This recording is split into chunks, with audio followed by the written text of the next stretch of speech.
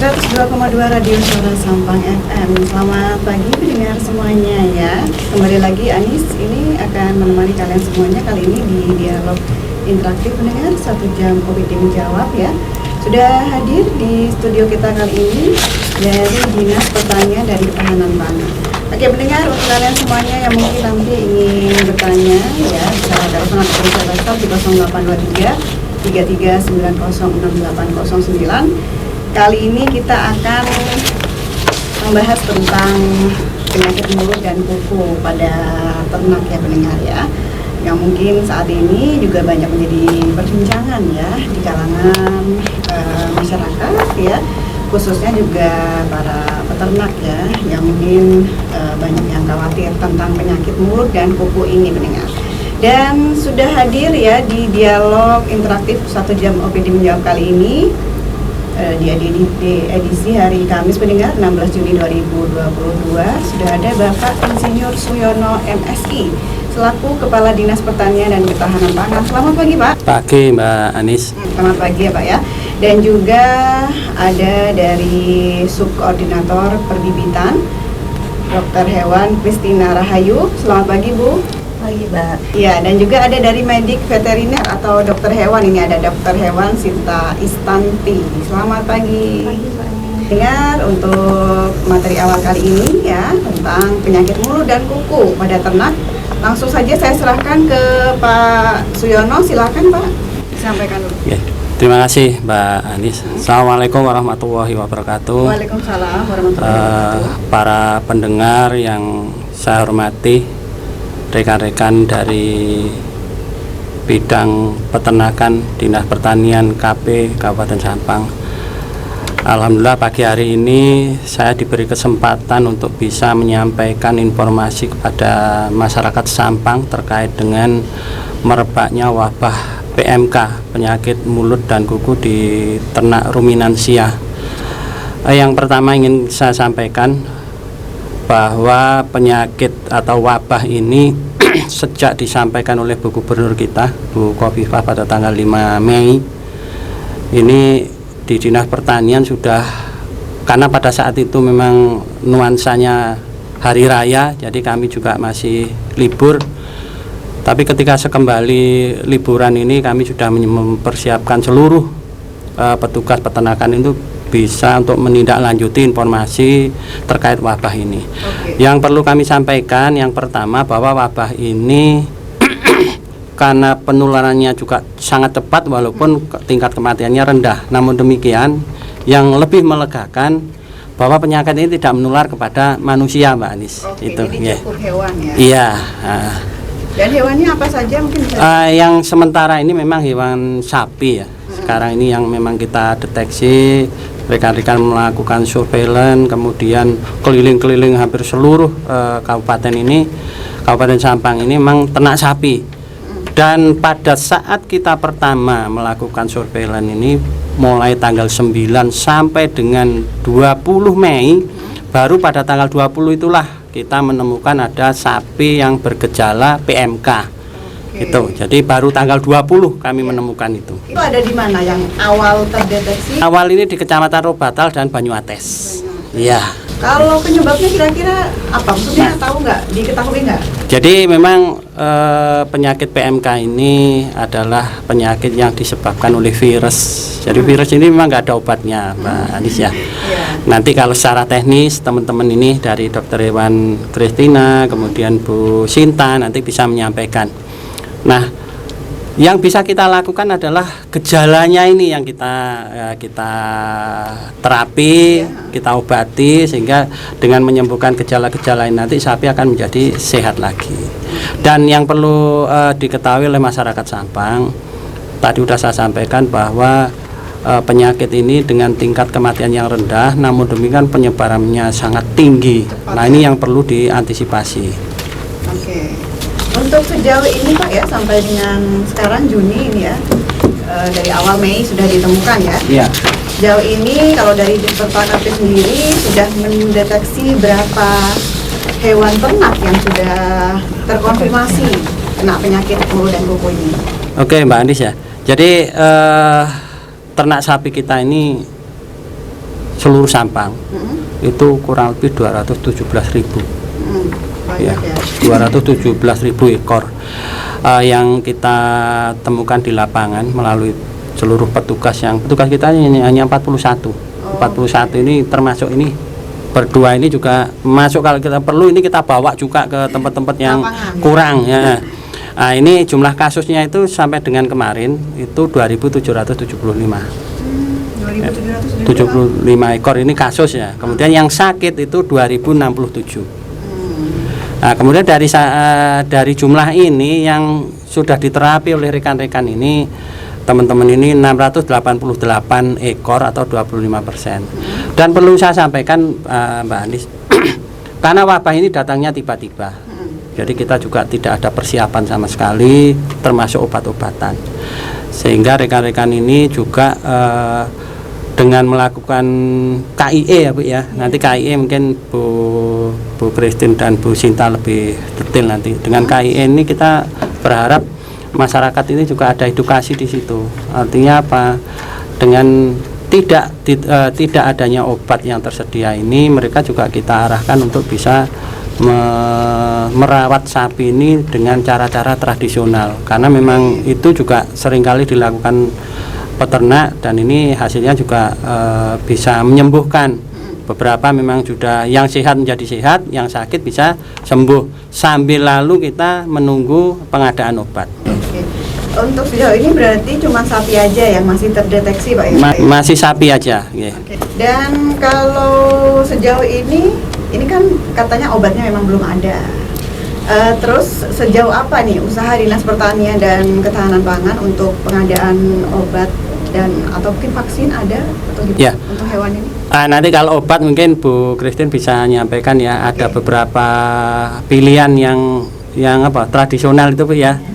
Dengan kunyit dan lainnya nanti biar Bu Christine. Tetapi untuk ketersediaan obat kita sudah mengusulkan ke pemerintah daerah anggaran untuk pengadaan obat. Kemudian dengan kondisi kita tentunya disesuaikan dengan kondisi keuangan daerah. Kemudian yang kedua, karena ini uang negara, uang pemerintah, sehingga tidak serta-merta seperti kita ngambil dompet dibuka dikeluarkan. Jadi ada beberapa tahapan, beberapa dokumen yang harus kita siapkan. Nah ini Mbak Anis yang mungkin memang perlu waktu dan saya berharap masyarakat juga bersabar. Ya, itu.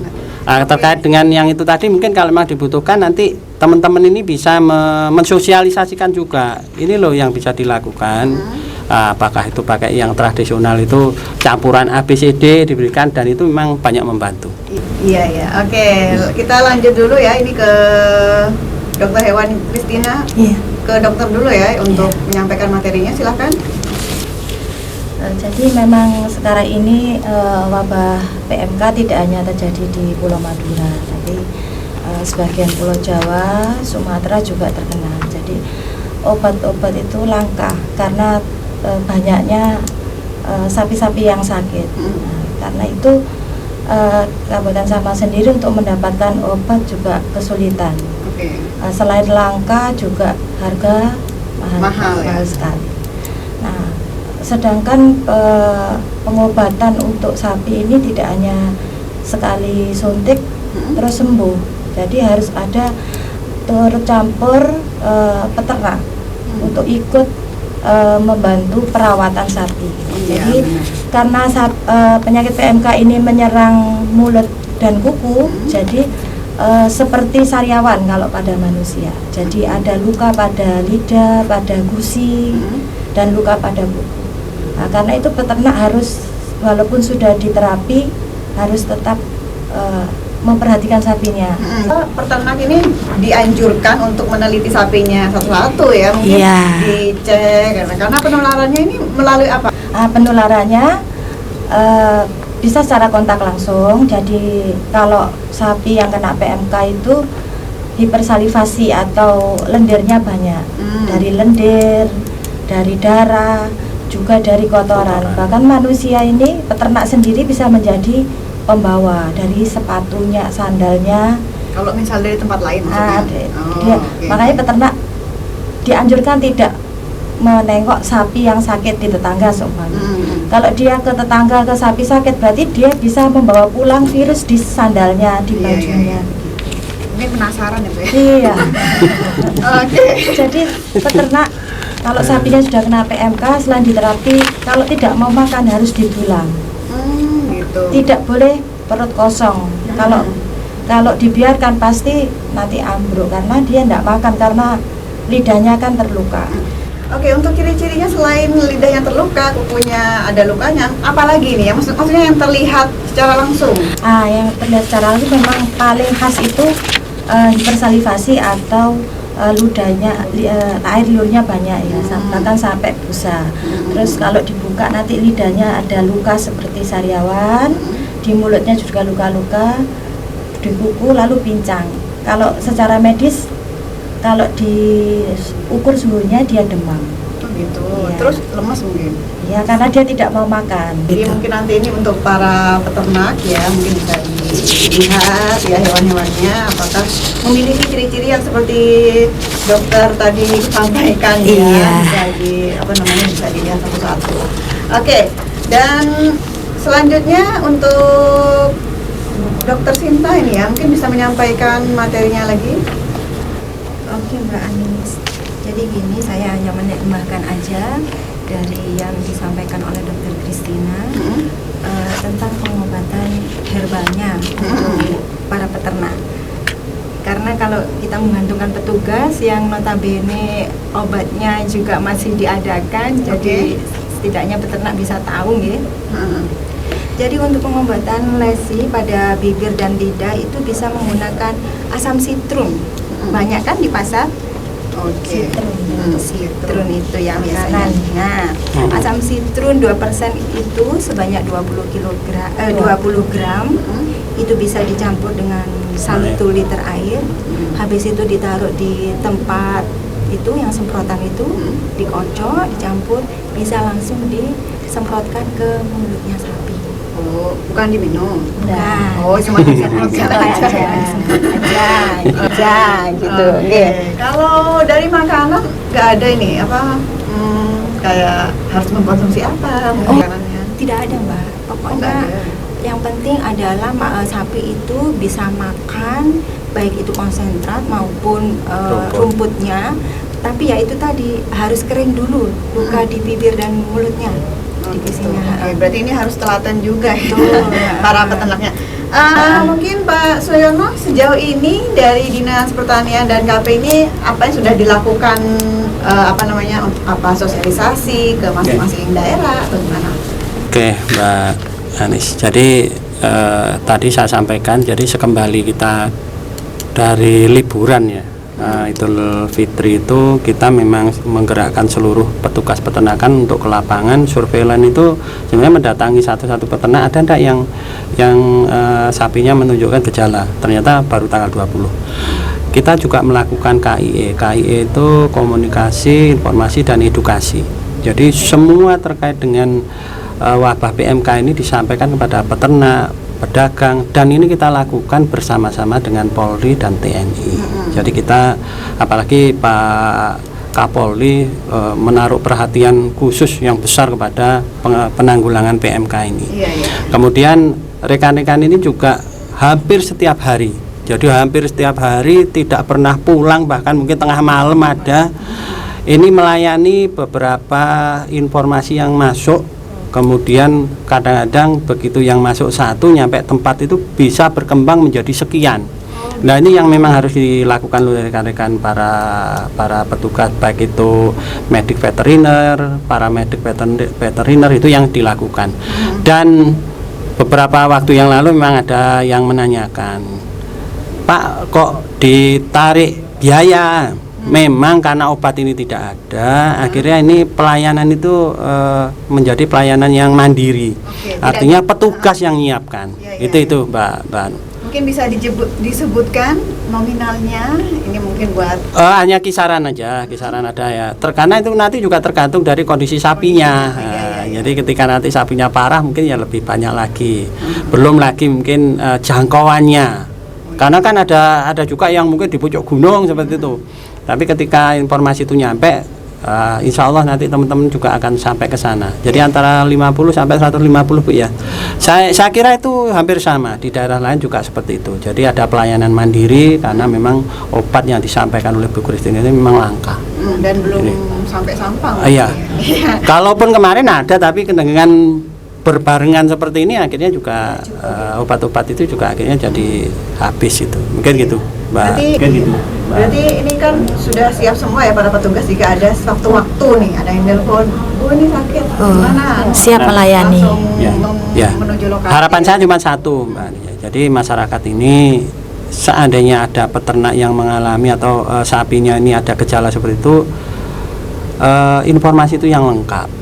Jadi jangan terus, di desa Torjun ada, siapa yang mau keliling sak desa gitu loh. Nah, akhirnya nggak ketemu. lengkapnya, Tapi kalau nanti misalnya si fulan dusun A desa ini, insya Allah nyampe sana. Karena ketika ketemu dusunnya itu sudah pasti ini ada yang kenal dengan nama ini. Nah itu yang kita harapkan. Semoga saya nanti yang memberikan informasi juga Ya. jelas dan lengkap. Ya. Dan ini sudah ada yang bertanya lewat WhatsApp ya. Ya.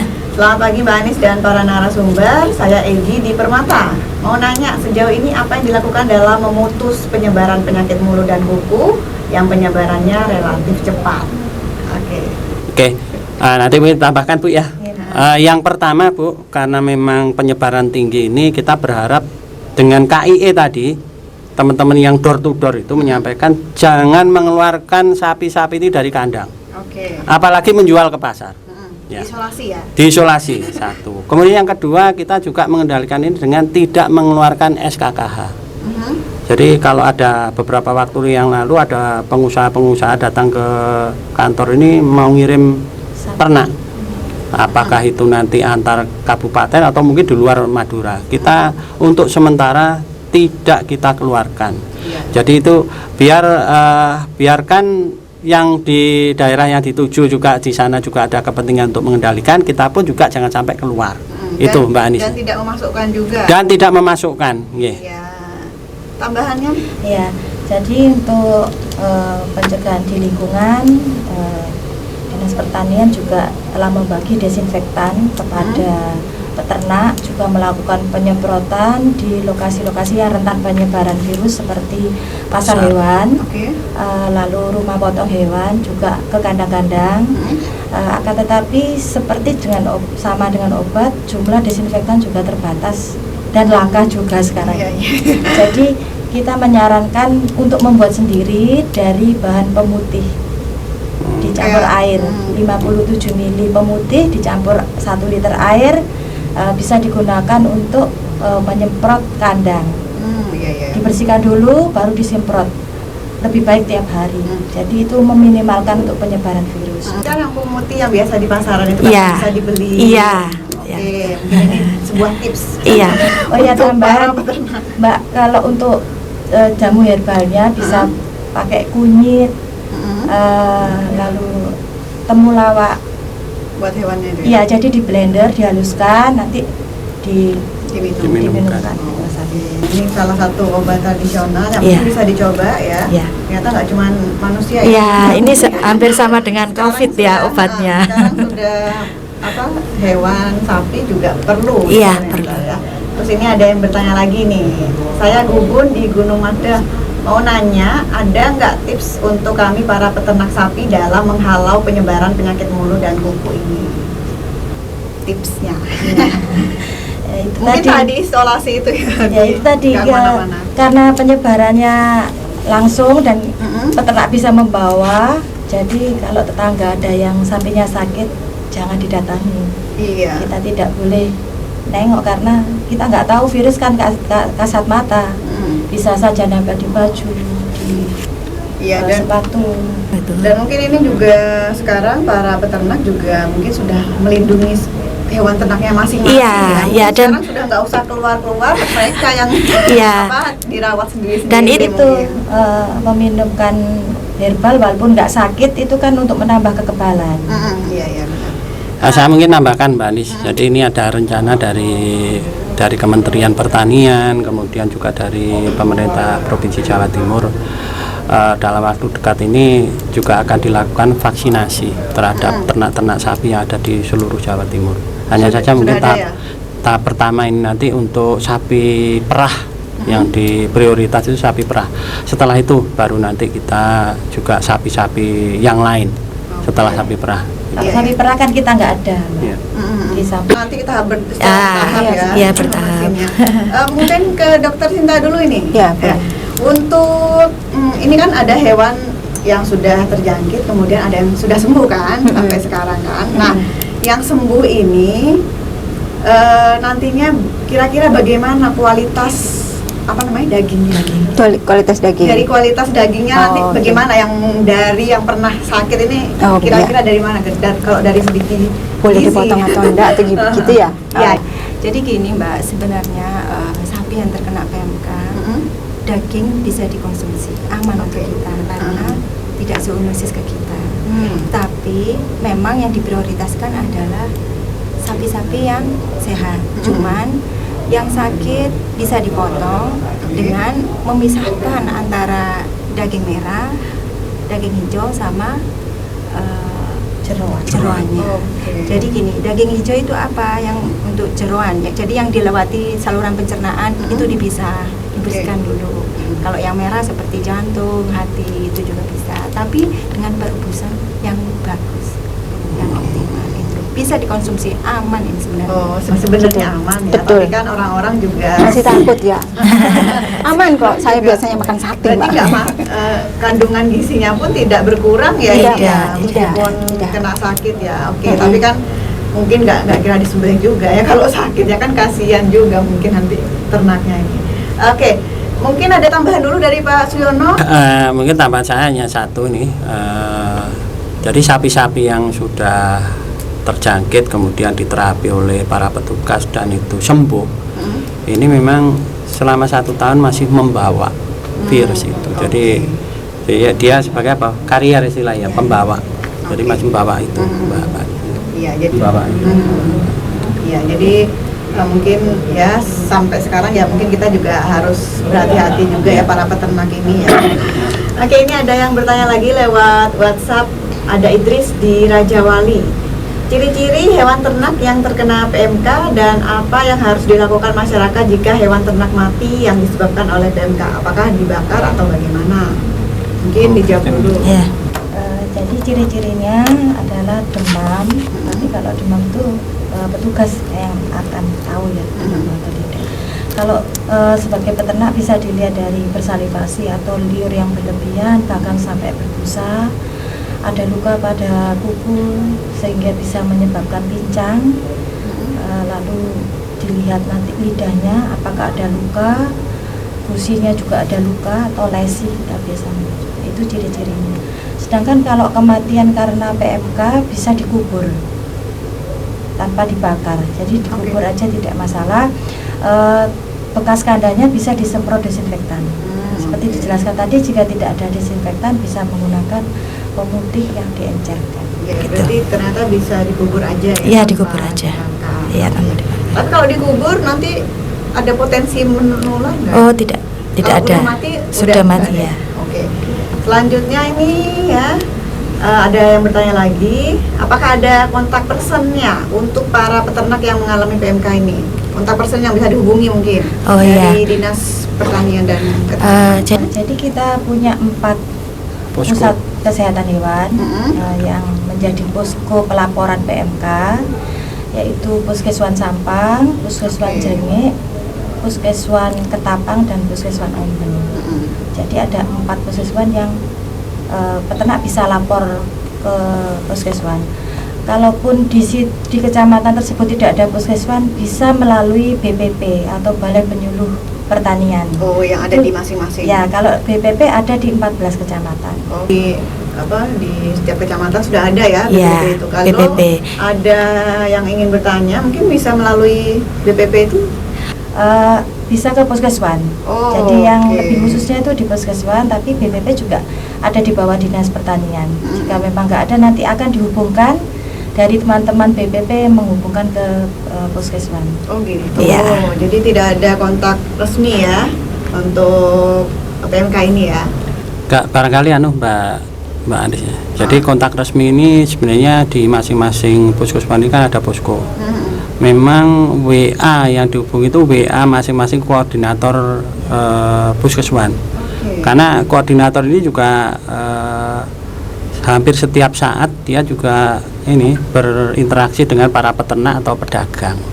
Jadi itu sehingga nanti mereka-mereka itu sebenarnya sudah tahu petugas ini nomor teleponnya sekian, tapi memang ke masing-masing puskeswan. Kalau yang di BPP ini ketika mereka tidak tahu puskeswan itu di mana misalnya, nah, itu bisa langsung ke BPP dari Balai Penyuluhan Pertanian ya, ke penyuluhnya. Iya, ya, jadi ya. yang tiap kecamatan ada.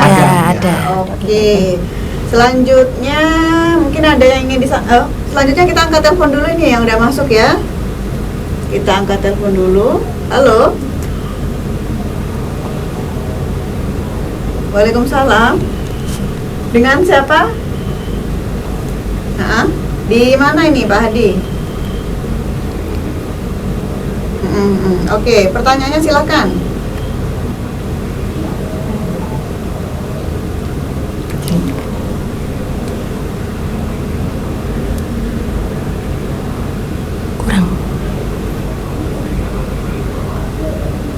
Gimana Pak? Pertanyaannya coba ulangi.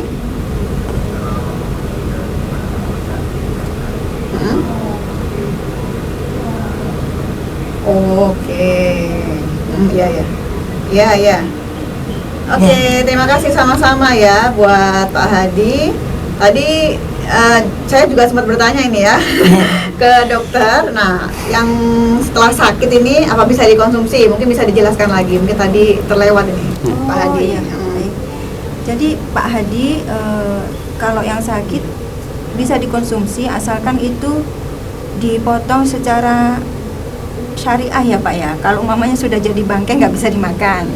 Ya, jadi harus meskipun sakit bisa dipotong secara syariah. Habis itu dagingnya, jerohannya, terus yang daging hijau maksudnya yang untuk rumen, terus lambungnya itu dipisah. Setelah itu dimasak secara sempurna dengan 60 derajat Celcius untuk jadi rebus sempurna. Direbus sempurna ya. Supaya untuk mematikan itu. Meskipun lah virus itu sebenarnya kalau sapi itu mati, virus itu mati. Karena virus hidup di makhluk hidup gitu. Jadi bisa ya Pak Hadi, aman saja kok. Aman dagingnya. Iya, jadi ternyata memang masih aman ya untuk konsumsi dagingnya. Jadi harusnya sih tidak usah khawatir ya. Untuk masyarakat luas ini. Oke, untuk kesimpulan pada hari ini Pak bisa disimpulkan ya. Terima kasih Mbak Anis ya. Jadi di acara hari ini sekali lagi saya sampaikan terima kasih karena kami diberi kesempatan untuk bisa menginformasikan terkait dengan PMK, kesimpulan dan himbauan mungkin seperti itu Mbak Anis ya. Yang pertama, mengingat sifat penyebaran yang sangat tinggi dari virus PMK ini, kami berharap para petani, para peternak ini yang pertama itu menjaga kebersihan kandang dan segera melaporkan ketika ada ternak milik peternak ini nanti sapi milik peternak ini menunjukkan gejala-gejala PMK. Kemudian ketika lapor pun saya berharap juga yang jelas, sehingga nama, kalau perlu memang ada nomor HP yang bisa dihubungi itu lebih bagus, sehingga nanti langsung petugas kita akan bisa melakukan kunjungan ke sana untuk mendiagnosis dan memberikan perawatan seperti itu. Kemudian yang kedua, ini setelah melaporkan kemudian tidak mengeluarkan sapi-sapi ini dari kandang. Istilahnya kalau kemarin ada lockdown, kita sama mungkin lockdown kandang. Jadi sementara diisolasi di situ, biarkan aja sambil melakukan perawatan, mungkin pengobatan juga ada, atau jamu. Jadi yang sehat, yang masih ada yang sehat akan menjadi lebih sehat, tapi yang sakit nanti akan bisa sembuh. Jadi itu. Kemudian yang berikutnya lagi, karena sudah ada lockdown, jangan menjual sapi apalagi membawa ke pasar, karena di pasar ini juga menjadi sumber rawan ya, rawan sekali. Walaupun di pasar itu nanti petugas kami juga akan melakukan penyemprotan, tapi kita tidak menganjurkan. Jadi jangan sampai dibawa ke pasar. Yang terakhir mungkin terkait dengan pertanyaan Pak Hadi. Jadi kepada masyarakat di Sampang, daging sapi yang terinfeksi PMK ini tetap aman dikonsumsi. Jadi tentunya dengan cara-cara tadi melalui penyembelihan yang secara syariah itu tadi. Itu Mbak Anis ya. Ya, Ya. oke. Dan mendengar untuk dialog kita pada hari ini ya sangat menarik dan semoga bisa menjadi pengetahuan kalian semuanya ya. Oke, mengingat waktu yang terbatas mendengar ya. Ini sudah waktunya kita pamit. Terima kasih banyak buat para narasumber ya untuk tema hari ini dan tadi yang sempat bertanya. Semoga jawaban dari narasumber terjawab dengan baik dan dimengerti ya oleh semuanya. Dan juga himbauan juga untuk para peternak juga ya, segera lapor jika ada hewan ternaknya yang ada gejalanya gitu. Jadi jangan malu-malu ya mungkin ya. Jangan malu-malu untuk melapor, silakan langsung dilaporkan atau mungkin bertanya ke penyuluh pertanian yang ada di setiap kecamatan. Oke pendengar, ini waktunya Anis pamit ya. Terima kasih banyak buat kalian semuanya sudah bertanya. Dan terima kasih juga kepada Bapak Insinyur Suyono MSI selaku Kepala Dinas Pertanian dan Ketahanan Pangan, Dr. Hewan Kristina Rahayu, Subkoordinator Perbibitan, dan juga Dr. Hewan Sinta Istanti sebagai medik veteriner atau dokter hewan ya. Terima kasih untuk materi hari ini Pak, Bu. Dan untuk pendengar semuanya ya, semoga ini juga bisa menjadi pengetahuan kalian semuanya. Saya Anis yang bertugas pamit undur diri. Selamat pagi dan sampai jumpa. Ekonomi pariwisata, agribisnis dan